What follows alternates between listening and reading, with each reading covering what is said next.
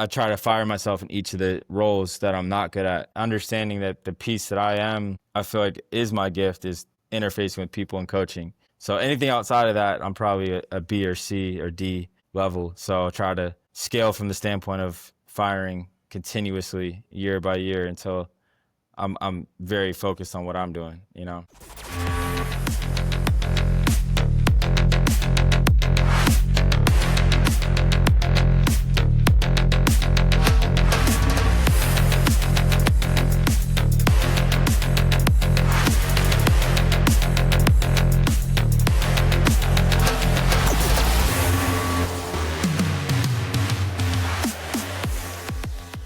We're so very fortunate to have three phenomenal partners of the podcast. Play, Rock Daisy, and Output are all companies that I've worked with for many years and fully endorse. Make sure that you support them when you can, or let them know when you see them how much you appreciate them being part of this podcast. Welcome to the CEO Strength Coach podcast. Just want to take a minute and just say thanks to so many people for all the positive feedback that I've gotten on the show thus far. Super excited about the impact that it's making. We have so many guests still to come.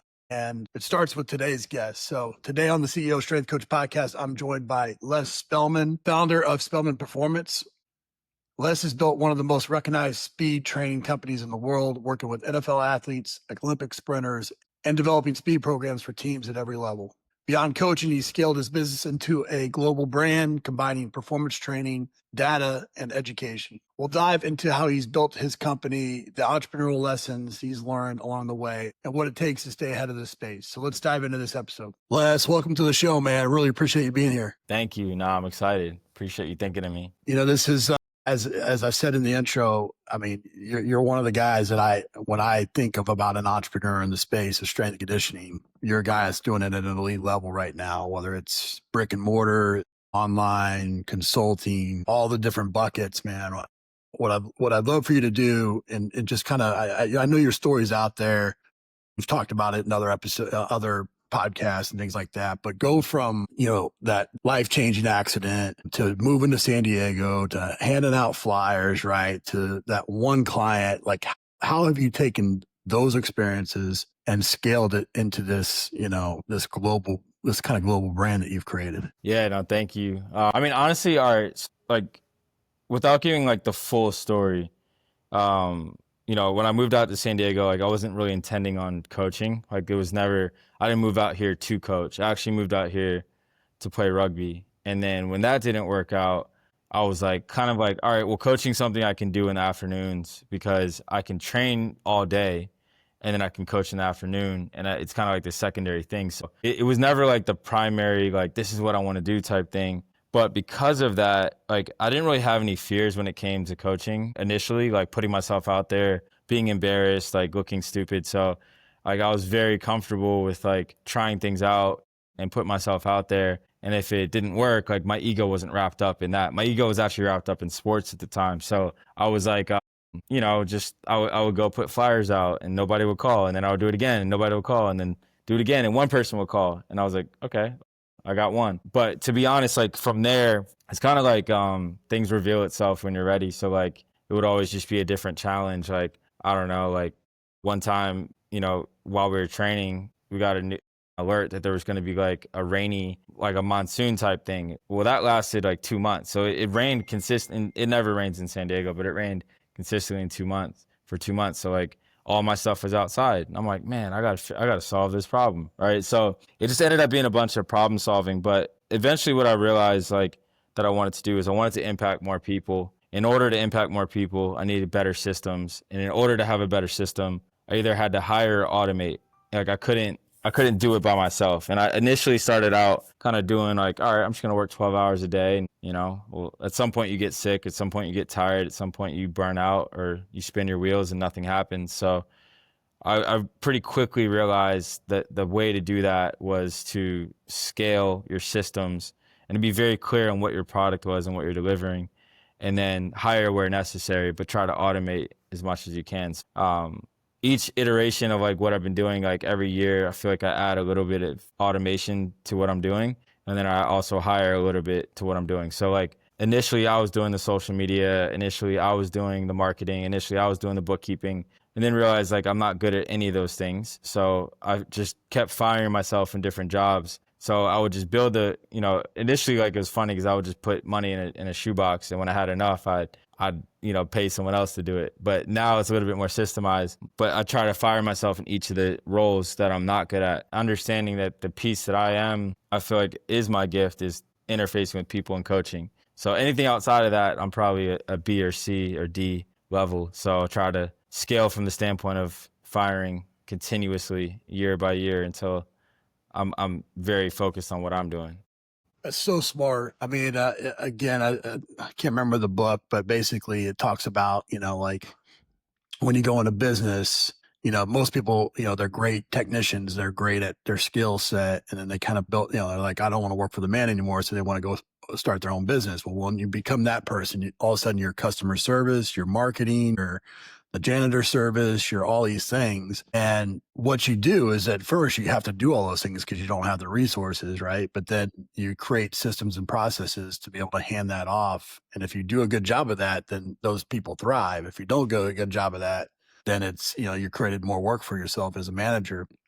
I want to kind of, dig in a little bit to kind of the philosophy first. Like I forgot that you actually started training people first, and then you kind of shifted. But it seemed like initially, at least from the outside looking in, it seemed like everything started digitally, and then it went to more, and then the physical came, Yeah. the physical in person type stuff and things along those lines. Was that always the goal? Was the goal to have both, or was it to kind of have one and Yeah. the one kind of formed out of necessity? So like initially starting training, I was training adults, I was training kids mainly, and I was training like a few like higher level athletes. Like, I mean, at one point I was doing the 5 a.m. to 10 a.m. shift, and then the 12 to 2, and then the 3 to 6, all different groups. So adults, college or pro, and then high school. So like pretty quickly I realized like I could only scale myself so far. And even if I built a team, there's only so much available like time in the day, and there's only so much capacity you could have in a single facility. So like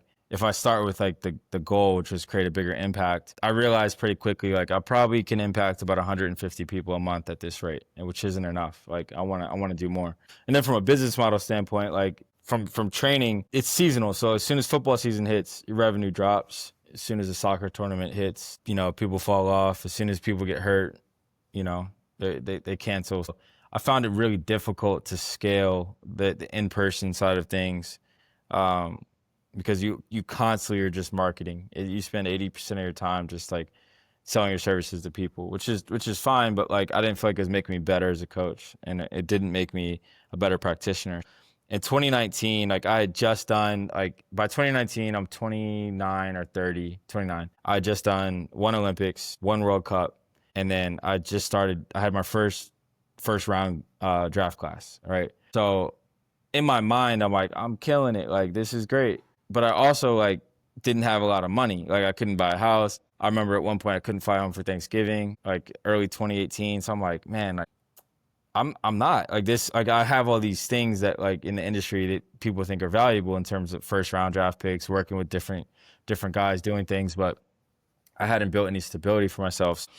I kind of just decided at that point, like I'm gonna look for a way to digitize the product that I'm selling in terms of like training, and find a way to like democratize it a little bit to get more people involved. And I met my first investor in 2020, like right after I just finished working with Mamba and Kobe and all them. He said you have two options. You could build a facility, or you could build a digital platform, product, system, software, whatever. I was like, yeah, I don't know what that looks like to do that, so I'm just gonna try it because I've already tried the other one and it didn't work.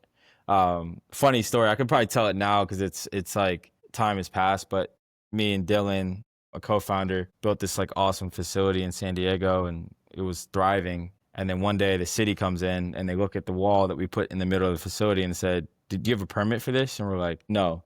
And then they looked at our turf and they're like, "Did you tell us you were building this turf?" We're like, no." So ended up, getting hit with all these fines and realizing like, oh man, like this facility thing is tough. But long story short, I picked the software option, and I had no idea what that meant.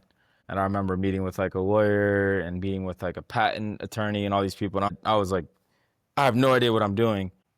the best thing that happened is that COVID hit 2020, and the world started going in the digital realm. So like we started doing Zoom calls, we started hosting things like podcasts. All those things became really easy to do, like from Zoom calls and digital platforms and all that. And a little bit of luck, a little bit of timing, but during that, I had a lot of time to kind of put my processes on paper and start to build systems and really just thinking about educating and directly to coaches. Everything kind of went from that point forward. Yeah.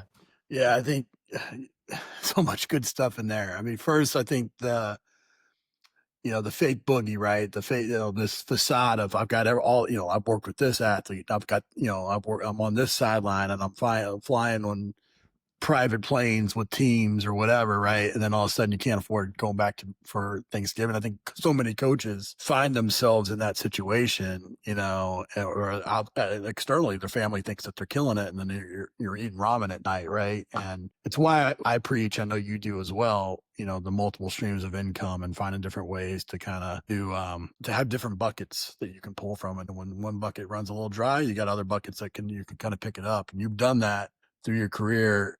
I think when I think of you, I always think back to Mike Boyle. Mike and I kind of came up at the same time, right? Yeah. He was one of the best, that I saw in terms of like monetizing his learning experience. Yeah. And I think you have taken that torch to another level because, hearing you speak and just how much you give kind of reverence and credit to the people that, that you've leaned on for knowledge, but you've taken that and then applied your own style to it and built upon that in such a way. And, you're just taking what you've learned, creating a product around it. And then as your learning experience continues to grow, you add another product. Talk a little bit about, the decision to kind of do that, to kind of put yourself out there when you're, what were you, how old were you when you put your first product out there? 30. Yeah, 30 30. years old, Yep. and Yeah. so like you're Yeah. I'm not saying this in a way that you're not confident because I know you're a confident guy and all that, but I don't care who you are, how much experience you have, to put yourself out there like that, to say, here's a system, takes guts, man. And you've done it Thank you. you've done it at a high level. And I know that there's a lot of people that feel like they're, they don't want to do something like that because they don't want to put themselves out there with that kind of Yeah, vulnerability. But that's what it takes, for to sure. step out into a higher thing. So take us Yeah. back to that kind of time where, hey, look, I'm not Les Spellman yet. Like, how do I make that jump and go out there? Yeah, I think like going back to kind of what I was saying before, like as a coach, like my ego was never wrapped up in it. So like if things didn't work, it was like it didn't really affect me. It was just like I had a high risk for a high tolerance for risk, and a high tolerance for failure. When I started the first digital product, it's funny because like I did it thinking that no one would buy it. So like I didn't care. I was just like, nobody's gonna buy this thing anyway. It was called Speed Pillars. I just kind of put it together in like 5 days, but it was like 5 days like of me. It was so funny. I'm locked in like my room with like these whiteboards and post-it notes all over and it's like connecting dots and a string is connecting one post-it note to this one, and it was like it was like one of those things from like A Beautiful Mind. I don't know if you've seen that Yeah. movie, but like it was Oh, like my wife all says it these all the things, time. dude. And I was so like, it was so hard for me because I felt like I had to put like 80 million things out there. Like, here's everything I've ever done, and like give context to everything. And the hardest part was the editing process. Like the stepping out and doing it and starting filming like wasn't hard, but the hardest part was you've now filmed however many hours. Like I did way too many, and then I have to edit it down to what's important. And you're like, damn, that's the piece that's where education becomes value for people, because there's a lot of information out there, and you got the data. There's tons of data. There's tons of information, but you have to turn that into knowledge and wisdom. So like what I did is like, all right, there's JB Marin, there's Matt Cross, there's all that Chris Bishop's doing the force plate stuff. Like I was kind of like getting all these data people and all these researchers, and I was taking their information, and then I was just started telling people how I was using their research and then giving the researchers credit. And it was like, all right, well, I spent like 97 hours reading this to figure it out, and now I put it into a 15-minute process. here's how you can just start with that 15-minute process, and here's some context behind it. So I thought, like, from a value standpoint, I kind of found my rhythm through that first course, where it's like people in the industry don't have time to read James Wild's thesis paper on quadrants. So if you can just give them, like, here's what's important from it, and when you get time, like, here's how you go through that paper and read it, and here's what you can gain from it, like, that became, I think, extremely valuable for busy coaches that work 60 to 80 hours a week. And then what I was doing was like, all right, well, this is how we did it with the pros. This is how we did it with the kids, because I had both sides of it, you know, and just started really implementing it from that standpoint of like, I'm just going to share my process and I'm going to update as I go. And like, there's times I did a course called Art of Acceleration. It's all about load velocity profiling, force velocity profiling, and all that. And I just finished a course where I was like, I was right here, but I was wrong here. So it's almost like you're just updating people as you go. And it's like, I use that context, and then I worked in college football and realized there's 90 guys here. So like, I can't do that for every guy. So how can I do it for the whole team? And that changed my process. So yeah, the point is like, I think just getting it out there and getting the feedback of like what people actually want. The first one I did was so simple that people were like, well, I started getting questions like, well, what if you did this? Or what if you did that? And then I just turned those what if questions into the next course. And then I got the same question. So I think the key is that like not being afraid to start is obviously the first part, but then the second part is having the discipline to edit. And then the third part is really having the self-awareness to ask for feedback, positive and negative, that then shapes the next one. And then you're just constantly finding better ways to communicate things into simple ways, and you know, get back to easy stuff. And the last thing I'll say on this, because this is a long-winded answer, but the reason why I still coach as much as I do is for context into like the things that I'm trying to educate or teach on or speak about, because I'm never speaking from a standpoint of like, I'm the researcher, this is what you should do. I'm saying, I learned this, I then applied it to this group of people, here's what I learned, and here's how I made it simpler. And I'm if you're down for that, like, cool, you can go along the ride with me as I do it. So that's why I spend so much time coaching youth athletes that aren't very good, and then also very, very, very, very good athletes and elite athletes, because it has to work for both. Yeah, I mean, obviously, I purchased that first course, and I thought you did great with it, from Thank the you. very beginning. But I've purchased every course since, and it's gotten better and better. And I've seen those moments where you're like, this is first. I think give them credit to those people, fantastic, right? And then I think anytime you can interpret something for somebody, make it a little bit, relatable or whatever you want to say. I think that there is a lot of value in that, and sharing that. And I think, a couple of questions that came from that was like, where did you have the time? Like, I understand there was a COVID period and all that, but like, you still do that, right? And you're coaching and you're running multiple businesses. Like, how do you have to find the time to, to read a thesis paper or take something that's very complex and make it simple? Because that's really what Yeah. intelligence is, right? Is taking complex and making it simple. Yeah. So it kind of goes back to college, because at 19, I decided not to drink anymore. And on Friday nights, when everybody would go out and drink, and Saturday nights, I would go to the gym and I would just work out. Like, in a couple years, I got a lot better, starting at the bottom and then growing and getting faster and stronger. Like, it became like a superpower. So as I started coaching, like, I still didn't drink, I still didn't go out. So I'd use those Friday, Saturday, Sunday moments where like people would typically like turn work off, and I would just turn on the learning part. And I actually really, really liked it, especially in the beginning, because everything I was learning, I would just go try and like experiment on myself. I actually got pretty fast too, just doing that, like, and strong. So I would just learn something and then try it, and that didn't really work. That doesn't make sense. And then as I got less athletic, I started doing it on other people, where I'll go Friday, Saturday night, I'd read James Wild or JB Morin and go try it out on my 14-year-old athlete that can barely walk and chew gum, and then watch them grow into a professional athlete. That got really fun. So I think it's like it's the time part that, like, I'm pretty boring. I don't have a lot of, like, I'm not going out and hanging out. I just hang out with my family. I find like small windows, like just microdose. Like I'll find 15 minutes in the morning. I'll find 30 minutes in the mid afternoon, and then before bed I'll read like another. I'll probably read probably up to I'm not at Stu McMillan level, but it's probably like an hour and a half a day right now, hour and a half a day. And it's all relevant to what I see when I'm coaching that day. So like if I'm like, man, I wonder like why these people keep having adductor pain. All these like tall girls with long legs, like why do they have adductor pain? Research, boom, it's out, it's there, and then I try it and it works, and then I move on.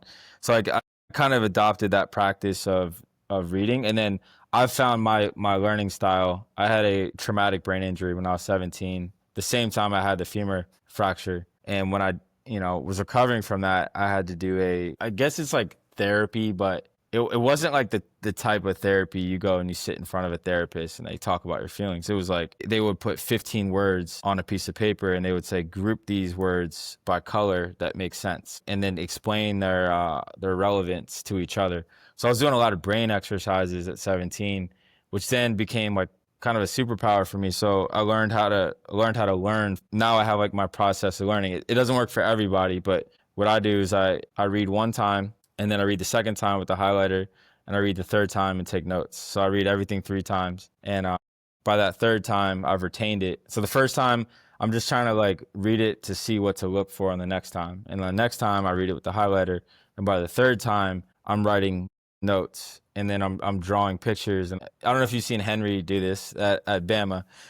He's a much better artist than me, but he kind of draws everything out.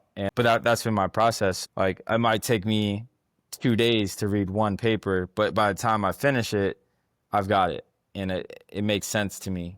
It took me 1 year to read James Wild's research paper, and it's only 240 something pages because I kept having to go back and highlight and read and then look at the footnotes and go through. But that one paper was like significantly life changing for me and how I coach athletes, and how I think about speed. Yeah, I think it's what a great tactic there, and I think that I mean, ultimately that's what it takes, right? Is to go deep and really retain things. I mean, I talked about this before, but there was a time there I was reading a book a week, but was I really retaining the information in that book? That was a question. I think one thing that you also said in there that I took out of that was, I think when you put yourself out there, right? I mean, first of all, everything we're doing is an interpretation of what we've learned, or other people's work or research or things along those lines. And I think you're putting that into your system and applying it and sharing it. I think it brings it raises questions. It allows people to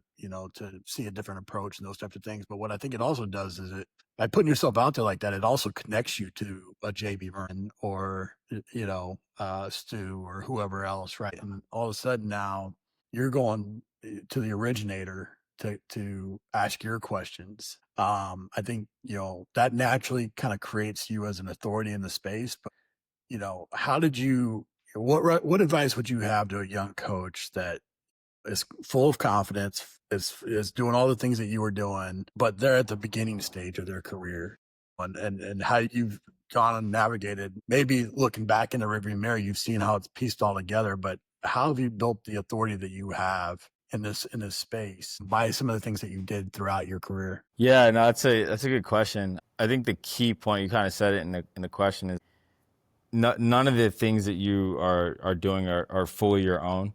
One of the best ways to make friends is to give credit and to acknowledge like the work that other people have done, which like at times, like sometimes you'll be good at it, sometimes you won't be great at it because you'll just be moving fast.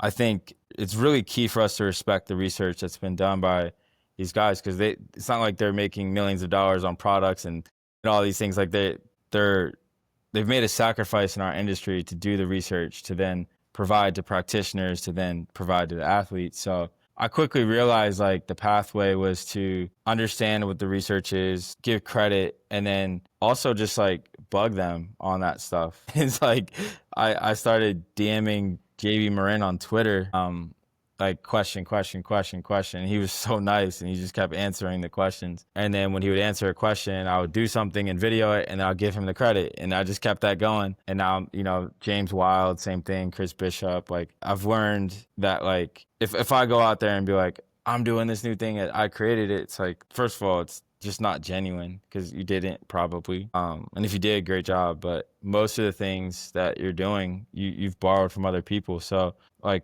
for Stu, I hit him up because I took all the Altus stuff. I still do still a customer. And I showed Stu that I like actually read it. When I asked the question, it wasn't like so what drill do I do? It was like a challenging question, which I think he appreciated and was like, oh, okay, like you actually did the work. And I think that's one thing that like a lot of the researchers in this field just want to see, like, are you asking me a question to get an answer? Or are you like challenging? Are you challenged by this and you want to like actually learn and you actually want to grow? So I think like as far as like myself as an authority, like I don't look at myself like that. I think I run a lot of experiments and some fail and some don't, but the ones that don't fail, I just share them. And then I know they're going to help someone else. And I think about like the business model. It's not a great business model to just give as much as you can out on paper, but I think it is. I think it's a great model. It's like you learn, you share, you learn, you share, you learn, you share. And then when you do have a product and you did put a little bit more time into it to create it and to, research it and have a thought process and all of that, like I think people will buy into it. Like I think I just spent 8.5 months doing one course. And I don't know if anyone's gonna like it or not, but I spent 8.5 months. So you can ask my wife because she almost left me over this. Every single night for 8.5 months, I spent 3 hours on this course. And I finished it and I was like, I don't even know if anyone's gonna like this, but it's irrelevant because it's like I want to pour my effort and into that work, and I think people start to respect the effort that you put in to make things simple. I don't think people respect when you try to make things complex. So like the more you can speak the other person's language, then the easier it is. It's all back to the How to Win Friends and Influence People Right. book. I think everything ties back to that book. And if you've never read it, it sounds like pretty arrogant that I just said that, but it's not anything like it seems. The book is the guidebook to how like my marriage is still intact and my friends are still intact, and it's everything. Like I always have to go back to it to remind myself. Really, like the point of that is that you have to speak other people's language. You have to praise where you need to actually like give real praise and be grateful, and that becomes like a pillar kind of in my life with everything because of that. Yeah, there's a few books out there, but Dale Carnegie's How to Win Friends and Influence People is probably one of those that you have to read every year. It's just Yeah, that. you have to. You forget. I think, you are an authority, and I think there's a lot of people that are listening to this would all agree with me. And then I think, like I was just speaking at a conference with JB just a couple weeks ago, and I mean, these guys, they're the best in terms of giving credit to other people as well. And everybody's just trying, they're just building off of somebody else's work, or they've a question's been raised by listening to somebody or asking questions, and we can all take a lesson from that, especially in coaching space, to do the same thing. And you mentioned just running mini experiments. I mean, that should be what we're constantly doing as coaches, and obviously we've got to keep our athletes' health and everything at first and foremost, but it's the only way you're going to grow and push the envelope and really see what people are capable of doing.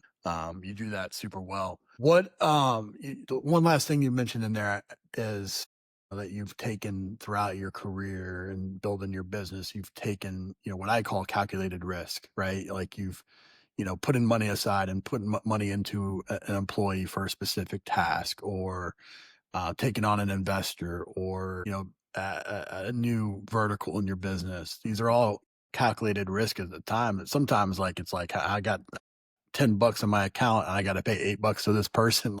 I may not eat this week, type of thing. Like, talk a little bit of what gives you the confidence to take those risks, or what advice would you give a young coach that's like, hey, should I really move across the country and take this job that Yeah. makes the same amount of money? Yeah. I think it stems from being very clear in like what outcome you want to get, because then the risk is actually to not take the risk. Like it's actually a bigger risk to not take that risk. Whether good or bad, I've always kind of viewed like a goal as like I never looked at goals as like, oh, that's not really possible. Like, I don't know if I could do it. Like if I set it as a goal, it's like we're doing it. And when I'm taking the risk, it's like I look at it as like, what do I have to lose? What's the worst that can happen? And then what's the risk if I don't do this? And I'm 36 now, so like it's harder for me to take some risks. Like a risk right now would be like moving across the country without my family or something. I wouldn't take that risk.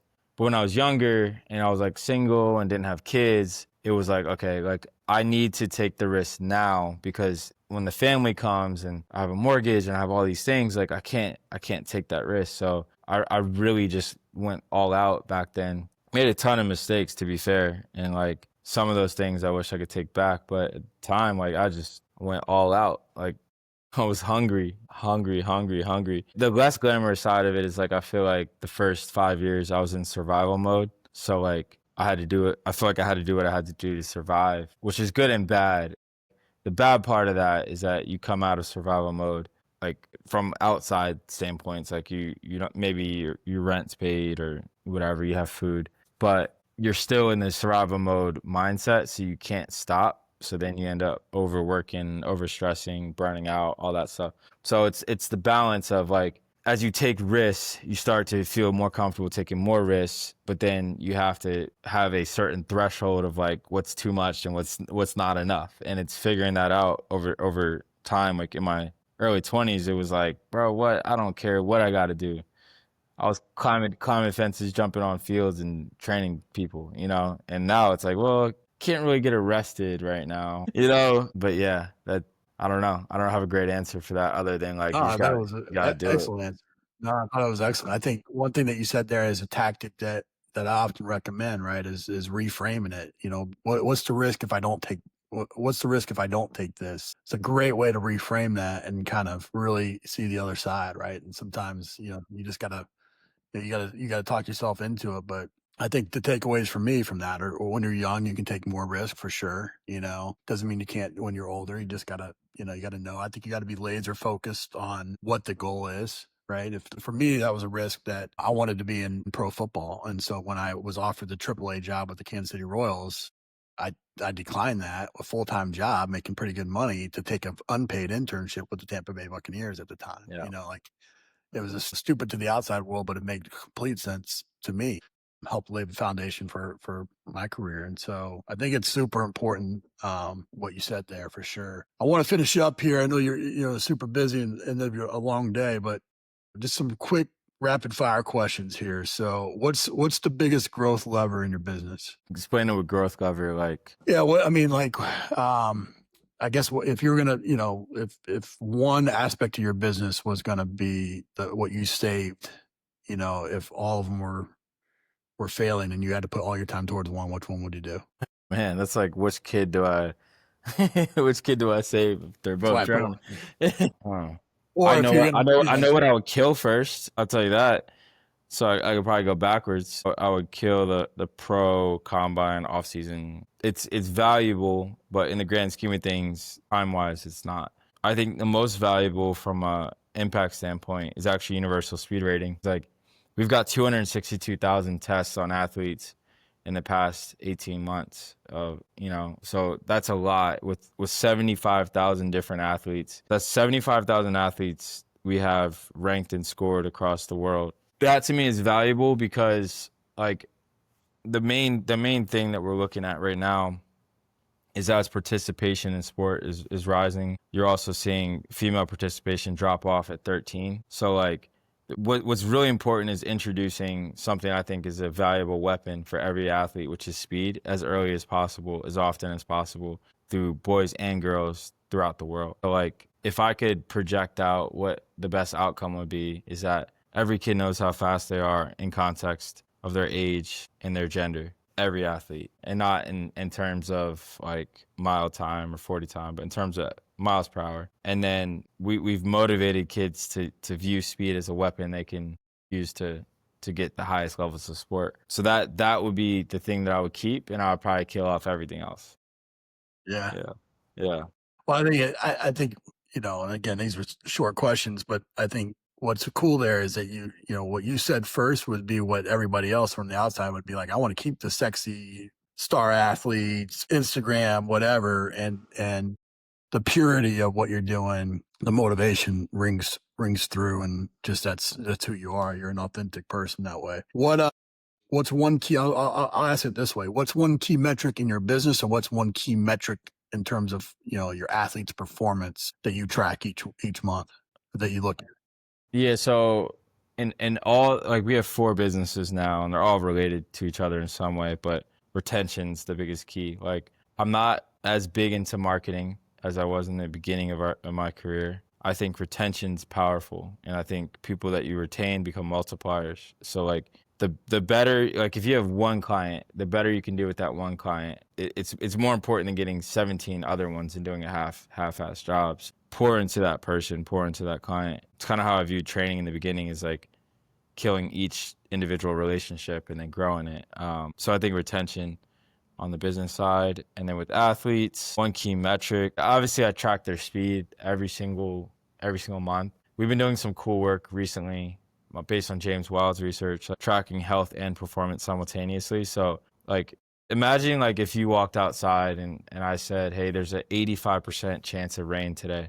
You would go back inside and put a jacket on. But if I walked outside and said there's a 1% chance of rain today, you're probably going to leave your jacket at home. We got to view injury kind of through the same lens, and stress and those types of things through the same lens, where an athlete should know what their risk percentage is almost on a monthly basis. And what we're doing is we're basing that on their strategy of running, because that's the thing they do the most in their sport out of everything else. So that does have a big impact into how healthy they are and also how they perform. So we've been doing screenings monthly, and then basically we have your chance of precipitation or your chance of, basically stressing a certain area of your body. And then obviously you just begin to protect. You go get your rain jacket, which is maybe your pre-session or post-session or therapy, whatever it is. And it's weirdly been working in a way that it's like now become a whole separate thing, and we have too much business on that side. It's been great, but it's like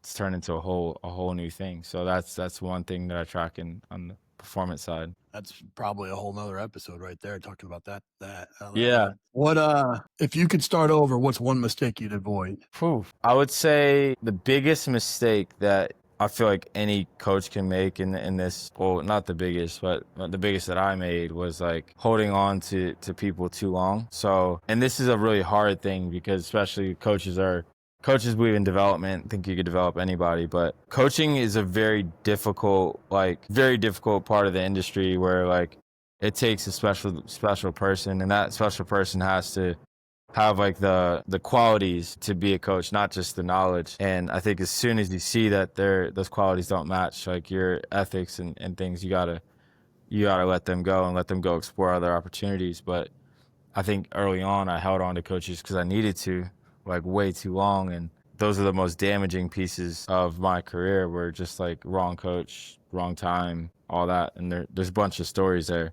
But very, very, very like slow to hire, but extremely fast to fire. Yeah. Sometimes the best thing for people is to release them so that they can find what their best opportunity is, their best environment is. I couldn't agree with you more there. What's one tactical action that you would recommend a coach that's listening take to improve themselves as an entrepreneur? 100%. It's like you only grow as fast as you can read. I really believe that. Like everything that you would ever want to know, you could learn. You could read How to Be a Billionaire and actually do it. If that's what you want to do. Like it's all in books, and the quicker that, like, I wish I had started the discipline of reading the way I'm reading now, because I feel like I don't have enough time to read now. I don't have like, I'm behind. I feel constantly behind. So every chance that I get, I'm reading. Yeah, great answer. I think to kind of add on that just because I wasn't a reader either, and I've said this in previous episodes, but I think just read 10 pages a day. Find a book, 10 pages a day. Your average nonfiction book is 270 pages. That's 270 pages in a month. You're reading a book a month. And I think going back and then you can build off of it, like Wes had said earlier about rereading it or reading with a highlight or bullet journaling or something. Just take action, I think, is the key. With that, it's a good segue into the last question here. Just a book. I'm going to make sure to link up all your courses, and I highly recommend all those. I think they're phenomenal. I really do. But what's a book or a resource that we haven't mentioned that you would recommend? Well, is this mostly strength coaches? And yeah mostly. Yeah. I would say like Sportsmith has been a massive resource Altus has been a massive resource, and then ResearchGate. So like I kind of like triangulate it from this standpoint. Like Sportsmith becomes like my general, like these are all the things that are happening in the industry. So I need to know if people are using force frame. I got to understand what force frame is, or Nordboard, you know, just so I can talk to people, you know, and understand what they're saying, you know, because there's some really, really smart people out there, and Sportsmith is probably the best out there that encapsulates everything that's happening in the industry. So, and then Altus is probably the same for sprinting, specifically like running. Everything you would ever need to know about what's currently happening in the running, sprinting world, Altus is gonna put out there. And then what I do is like when I'm going through those two, there have references and footnotes that have the research in there. So then I go read the research. So I'll read what's like, I don't know, they put out something on hamstrings or whatever. And then, okay, I look at the 5 references, and I know those are my 5 research papers that I'm going to read this week. And I just print them out. And then it's always easy for me to do it physical. Doing it digital is really hard because you just, oh, let me swipe to this one, to this tab and that tab. And oh, I forgot to do that program for tomorrow. So I just print it out, and then that becomes my research. So it's almost like, the learning is just dictated kind of for me off those 2 sites, you know, to be honest. Yeah, it's not a great, yeah, it probably should expand it a little more, but yeah, that's I it. think it's Yeah, fantastic. Yeah, I mean, Rob does a great job with Sportsmith. Obviously, the Altus guys are phenomenal. ResearchGate. I mean, I think that's something that, you know, especially when you get to the higher levels of being a technician, really digging into the research and, you know, creating your own mini hypothesis and experiments and those types of things. That's the higher level stuff, I think, for sure. But man, this has been awesome. It's easy, I think, for everybody to see why you are who you are and the impact that you've made on this profession. And I know for me, just, you know, knowing you through the years, using you as a resource through the years, and, you know, I just got a lot of respect for you, and just, you're just one of the most authentic guys out there, man. So I just appreciate you, and fired up for your career and excited thank you. to watch where it goes. Thank you. No, I appreciate it. Thanks for having me on. This was awesome. It's great. Appreciate you. Awesome.